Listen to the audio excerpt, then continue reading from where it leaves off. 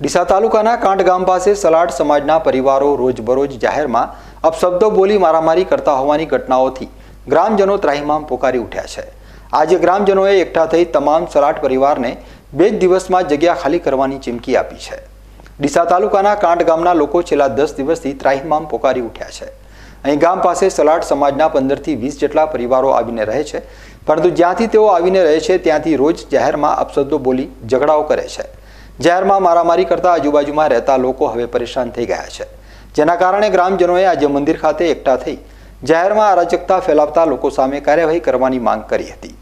રોજબરોજ 8 થી 10 જેટલા પરિવારો જાહેરમાં અપશબ્દો બોલી ધમાલ મચાવી અરાજકતા ફેલાવતા આજુબાજુમાં રહેતા લોકો અને ગામના આગેવાનોએ સાથે મળી આનો ઉકેલ લાવવા ચર્ચા વિચારણા કરી હતી, જેમાં ગામના આગેવાનોએ આ તમામ પરિવારોને 2 દિવસમાં જગ્યા છોડવા અંગેનો નિર્ણય લીધો છે। જો તેમ છતાં પણ આ લોકો જગ્યા ન છોડે તો તેમની સામે કાયદેસરની કાર્યવાહી કરવામાં આવશે તેમ આગેવાનોએ જણાવ્યું હતું।